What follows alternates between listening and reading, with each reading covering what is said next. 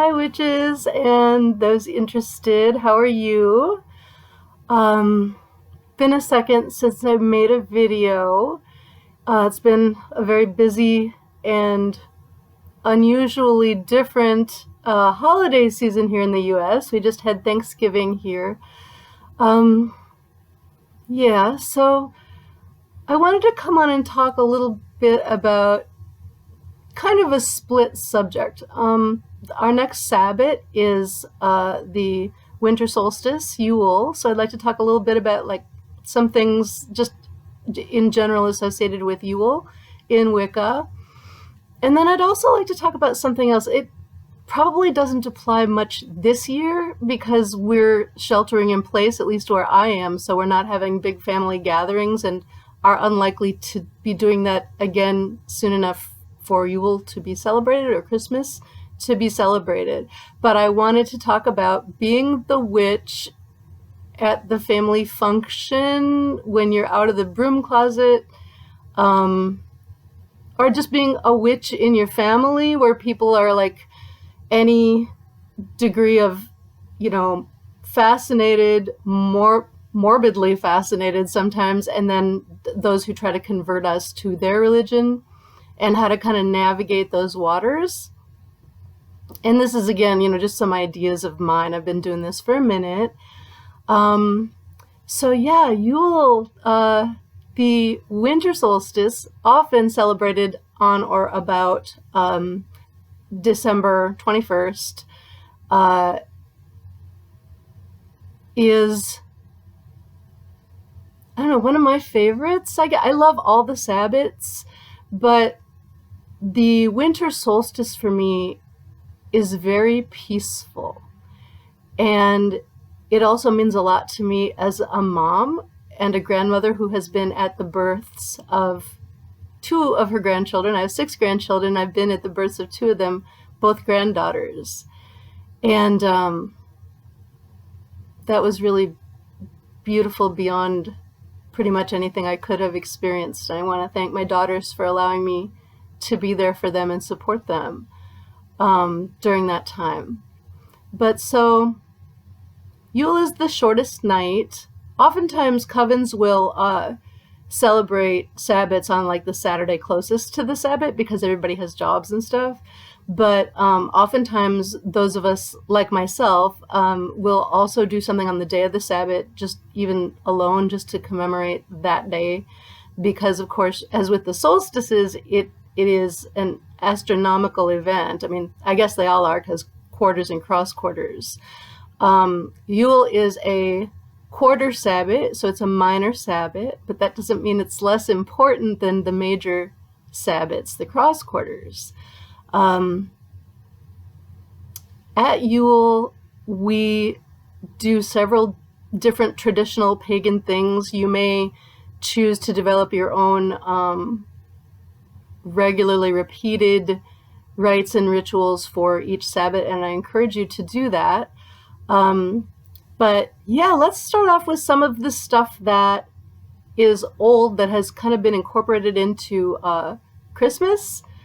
Okay, so I'm not going to go on a rant about how the Christians stole the pagan solstice celebration. I know that's a kind of a big topic in some pagan circles about, Christmas is really pagan, blah, blah, blah. Okay, well, Christmas is Christmas. The Christians get to have their Christmas, certainly. Oh, by the way, it's Friday night, so I'm going to be having a glass of wine while I talk to you because that's something I'm doing for me. So you'll see me sipping on some wine. It's a Chardonnay. It's not particularly expensive, but it's yummy. Anyway. So, some things that have been incorporated into Christmas that come from earlier pagan celebrations include, and this is not an exhaustive list in any way, shape, or form, these are just things off the top of my head. Kissing under the mistletoe. Okay, well, mistletoe is sacred to the Druids, and represents a lot of things, fertility and luck being among them.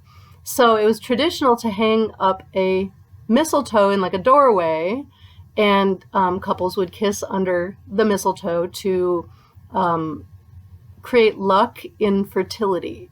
So understand that back in the day, and I'm talking, hundreds of years ago, infant mortality was a really big problem. And so was maternal mortality, in the sense that women died during pregnancy, they died a lot during childbirth.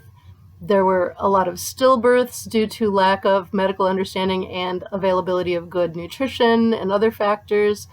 A lot of times infants would not live very long, and it was reasonably rare for babies to live to adulthood. So women, well, and girls, because let's face it, they used to marry girls off before they were what we would consider to be adults today, primarily, again, because of mortality and the fact that a lot of people didn't live to be even 30 or 40. So like if you wanted to start your life and bear children, you kind of had to do it younger because you didn't have as much time as we have now. So being able to be fertile meant literally the survival of your hamlet or village or whatever, and the survival of your bloodline. And so this was very, very important back then when mortality was so high. You can look up the lore on mistletoe. There's quite a lot of it online. As most Wiccan teachers will do, I'm going to tell you I'm not going to do all your homework for you. Wicca is not for those who wish to be spoon-fed. Therefore, you can look that up on your own, and I encourage you to do so, because that is part of the path of power of herbology. It's important to know about plants, the significance of plants, the properties of plants, and their magical correlations. So that's one of the things. The Yule log is, of course, named after Yule, not Christmas. It's not the Christmas log, it's the Yule log. So back in the day when, I'm talking about like in feudal Europe, the Yule log was sometimes from the Yule tree from the previous year. In my tradition, we give a nod to the old ways by taking the, okay, let me back up. The Yule tree was supposed to be either cut from your own land or donated to you as a gift. And that translated over into early Christmas celebrations with a Christmas tree. Initially, it is said that pagans would decorate a stray hair there, would decorate a living tree and wassail the tree as a way, and I'll explain that in a minute, as a way of encouraging the tree to bear fruit for another year. And I actually wassail my crabapple tree out in the front of my home. She bears fruit for me, and we make stuff out of her fruit as well. And yeah, so at first it was decorating existing trees. And what would you decorate them with? Well, you would decorate them with strings of cranberries, strings of popped corn, strings of various foods, which would actually feed the birds. Because the woodland creatures are hard hit during winter, and they are part of the ecosystem, and sometimes they are also our food. So to feed them during winter was both a symbolic act and a practical act. To wassail a tree is a very old pagan tradition. The wassail, and there are many different recipes, and some of them are awful. Okay, so true story, I put my coven through this. I know I'm doing like roundabout talking, but I'll get back to the original subject, I promise. So medieval wassail recipes, I would look up authentic medieval wassail recipes, and it's a beverage, and is often made with ale, so wassail, and they'd float like citrus slices in them. And to get citrus in winter in Europe was a sign, of course, of wealth. And one of the things that the lords would do on holidays is they would hold parties for everybody who was part of their court, their land, all the workers and, you know, everybody involved in running their court. They would hold a feast and everybody would show up, and, you know, it was on the Lord, so everybody would eat and eat and eat, and they'd drink and drink. And so wassailing a tree on the evening of Yule was taking this wassail that I used to make my poor coven drink, authentic wassail. Some of these drinks, I mean, they used what they had on hand, okay? So some of these authentic wassail recipes included like egg in a warm broth mixed in, think egg drop soup. A lot of times it was a mixture of ale and like beef broth, and then they'd put the citrus in there. You can imagine how yummy that is. But I really tried to like do it authentically, and finally my coven was like, "We love you, High Priestess. We're not going to drink authentic wassail anymore. Like, we're getting trauma responses from it. Like, we can't drink this stuff." So we started doing more modern wassail recipes that are more palatable to the modern witch, if you will. But what you do is you drink the wassail, and you also go outside, decorate the tree. I'm looking toward my crabapple tree here, which is over here. You didn't know that, now you do. And you hold hands and sing around the tree, and then you give some of the wassail to the tree. You pour it on its base. And this is like saying, we're giving you nourishment in the dead of winter when you appear to be dead, but we know you're not dead. You're going to come back in the springtime, and you're going to flower, and you're going to give us some lovely food, and we appreciate you, and this is us giving back to you. It's a very lovely sentiment when you think about it. So, yeah. Then it became, so the Yule log, which is what started this journey here, it was often part of the previous year's Christmas or Yule tree, and it would be soaked in water and booze, and really soaked, because as long as the Yule log burned, you didn't have to go back to work. So you wanted that log to be absolutely saturated with water so you could party as long as possible, right? So in my tradition, we have the Yule tree that is brought indoors. It's a real tree. And then after Yule, the branches are stripped from the tree, and that tree trunk is used as the next year's Beltane maypole. And then it is cut up after that. Everybody gets a piece, and then you use that as your Yule log the following Yule. So it's this continuation of the understanding of the birth process, the growth and maturity and death, and the thing that, you know, all the things that the wheel of the year represents to us. Other things that are associated, caroling. Caroling is pagan, and y'all Christians are welcome. I mean, we love a good Christmas carol, right? We enjoy, I love it when people come around and carol, and it's traditional to give them drink, feed them something, even back in the day, you know, give them a coin or what have you, and they'd go around, of course, getting drunker and drunker and singing these songs as a way of celebrating. And so caroling is very pagan, and some Christmas carols today are actually still have their pagan wording, you know, like think of "Deck the Halls with Boughs of Holly." There's no Christian references in there at all. "'Tis the season to be jolly, fa la la la la la la la. Don we now our gay apparel," gay meaning happy. Don we now our gay apparel. I can't remember the bloody song. Oh, that's funny, you know, and I'm going to blame, I've had literally 3 sips of this. I'm a lightweight, apparently. High Priestess is a lightweight. But, you know, it talks about Yule, the Yule tide. It doesn't say anything about Christmas. So that's a giveaway that that's actually an older pagan song. I'm going to like have to listen to that because I thought I had that memorized from when I was a child. If I could sing the whole thing, it would probably come to me, but I can't sing very well, so I'm not going to like do that to you. I don't think you need to like have your ears pierced with that kind of cacophony.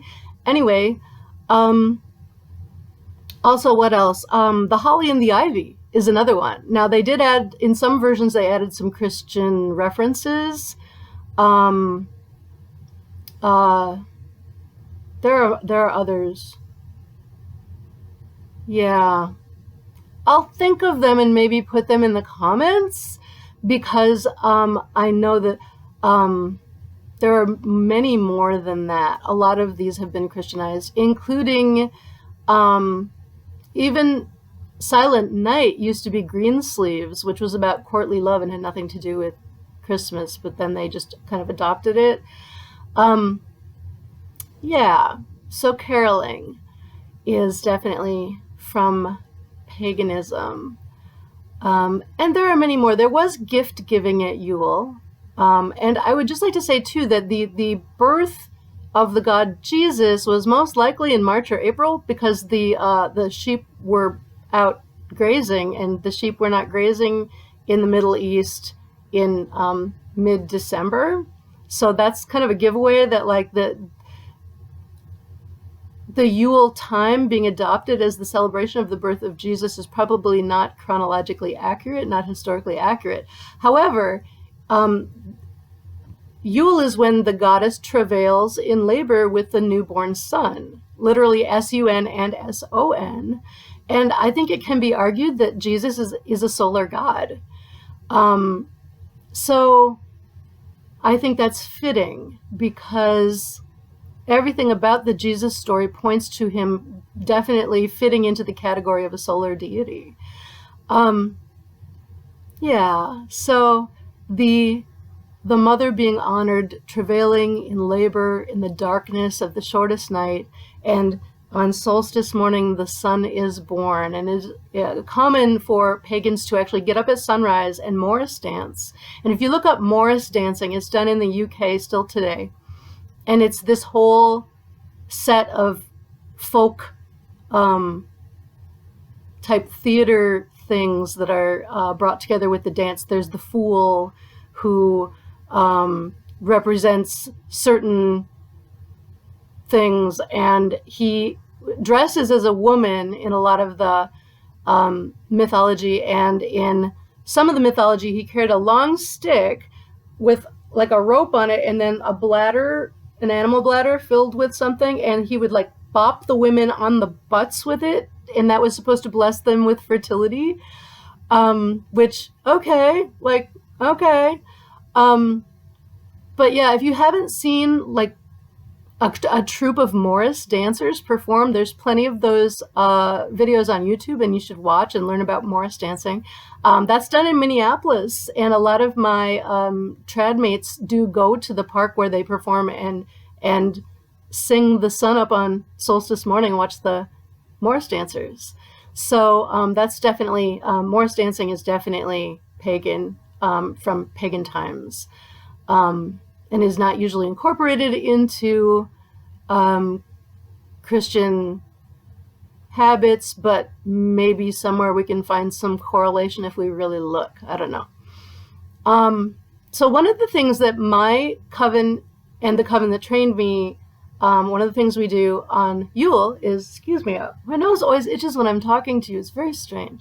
So this here log, and yes, this is a bunch of wax spilled on it. I think it gives it character. You can see there are holes drilled in here. So, okay, we don't have a fireplace. I begged my husband to buy the unit next door that had the fireplace. He said no, and I'm still salty like 17 years later because I really like love, oh, nose itch. I love the fireplace, the real fire. But anyway, we saved on our homeowner's insurance by not having a wood-burning fireplace. It's just the truth. I don't make the rules. So what we do, instead of burning a Yule log, is we have this guy, and we have 13 holes drilled into the Yule log. And you see where it's charred from the flames. you put the little like menorah-sized candles in here, and what we do is we read the different historical moon names for each of the moons, and we will light each of the candles for each moon of the coming year. So what will happen is there are different sets of traditional moon names, and they come from different parts of the world. There's no one that is right for Wicca necessarily, but there are different, you can Google like Wiccan moon names and it'll come up and you can see the different versions.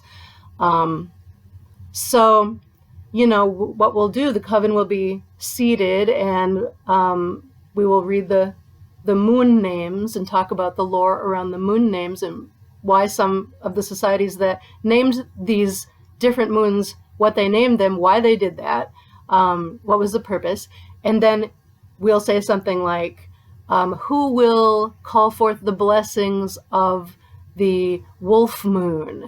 And then somebody will be like, I would like to do that. And so they come up and they hold a taper that's already lit and they'll say, call forth a blessing that has to do with the name of the moon.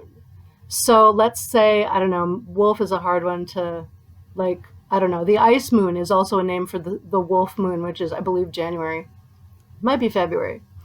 And we'll say, like, I call forth safety from freezing for all of our kin and their animals on the full ice moon.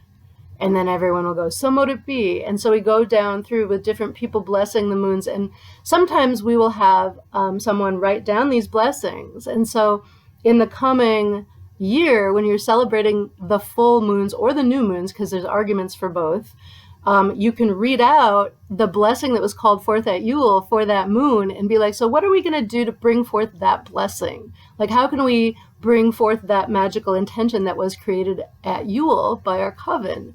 So it's a very nice way of using Yule, the new sun's energy, and the sun that we will have in that solar cycle, a way of connecting at Yule with that entire solar year, and during that year remembering that winter solstice that gave us the sun in its current incarnation, which we are now working with.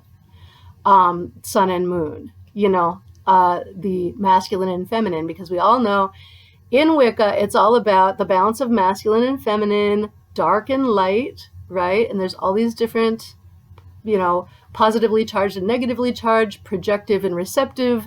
All of these things represent that balance that the god and the goddess represent. So that's a way of bringing that together. Because the Sabbats, although goddesses are certainly worshipped, the emphasis is on the god on a Sabbat because it's solar, and the emphasis is on the goddess during the moons, although the god is brought forth during the moons as well. Usually we do a gift exchange, you know, bring one witchy gift that costs at least $10, but not more than $20. Wrap it up, and then we'll pull names out of a hat and do gift exchange. That's always fun.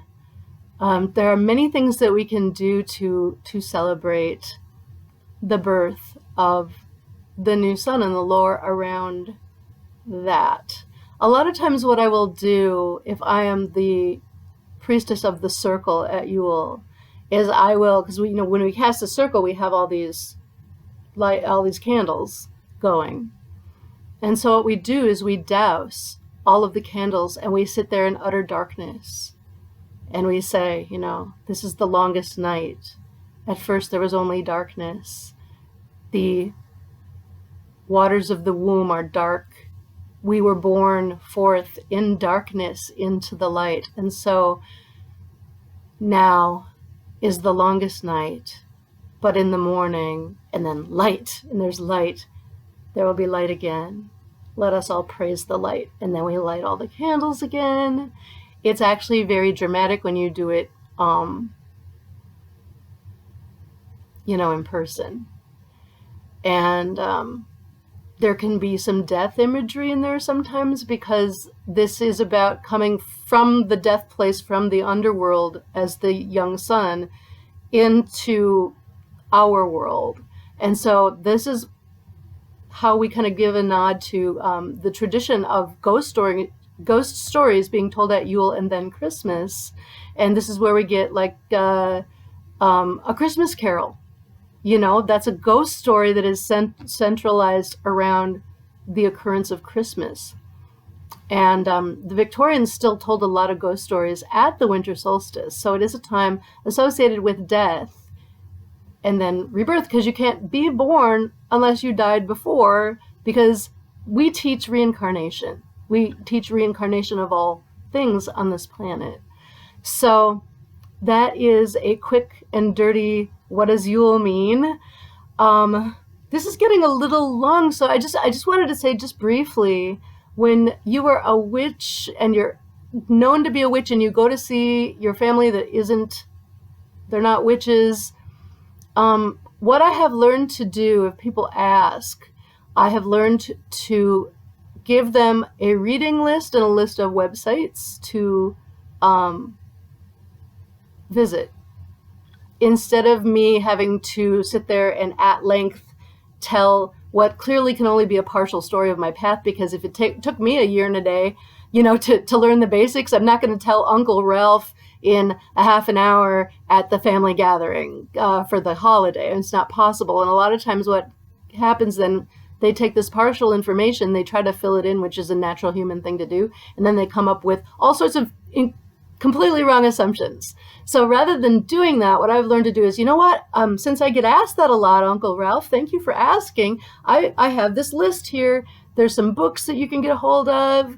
There's some websites you can visit. And if you have any questions after you have, you know, consumed this material, please feel free to email me, please pass the gravy, which takes the pressure off of you, because oftentimes, and they don't mean it to be like this, they're trying to be loving. They're showing interest in your path. They're showing that they recognize that your path means something to you, right? So you're not trying to be rude.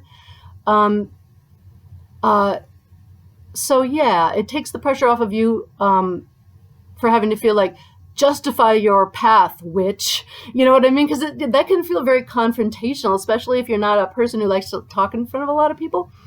So that's what I do. And if they try to convert me, which mine have now learned is not going to happen, but if they try to convert me, or if they try to convert you, my recommendation is for you to say, how about this, Uncle Ralph? Could you give me the names of some books other than the Bible? Because I've read the Bible. I mean, I can read it again, but I've read it because almost all of us have. Even those born into Wiccan families, we read the Bible. You can't say no to something if you don't know anything about it, right? So do you have some books that you think are really good that explain your religious position? I would be happy to read them and discuss them with you. However, I'm going to ask you to read the same number of books that you give me. I'm going to expect you to read them, and I'm going to expect you to be able to discuss them with me, because I'm not going to do research into your religion if you're not going to do research into mine. So let's exchange. Do I have your email? Let me write down your email or put it in my phone. Okay, now I have that, Uncle Ralph. Here's mine. Let's talk book exchange in the coming year. Pass the gravy. Okay? It's a very polite, loving way to say we're not going to do this here right now. And we're not going to make the other people in the family listen to this, because maybe they want to talk about something else. As a matter of fact, I'm pretty darn sure they want to talk about something else. Okay, so sorry about some of the incomplete information. Oh yes, God Bless Ye Merry Gentlemen is a Christianized adaptation of a pagan carol as well. They just added some Christian words in there, which happens a lot. Some of us have adopted these back and, you know, took it back and said, we're going to re-paganize this and just take that back. You can keep your version, but we're just going to like use the older one. All right. So I will most likely make another video before Yule, so I'm not going to say like Happy Yule to you like we're not going to see each other, because I plan on seeing you. But those are some reflections, a little bit about Yule, a little bit about how to navigate family if you're an out witch. Alrighty, I hope everybody's hanging in there, staying safe in these COVID times. Remember, wear your mask, stay home if you can, and the mask goes over your nose. You don't wear it like this. If you wear it like that, it's the same thing as wearing it on top of your head. Okay, wash those hands. We want you to stick around, and may you be blessed.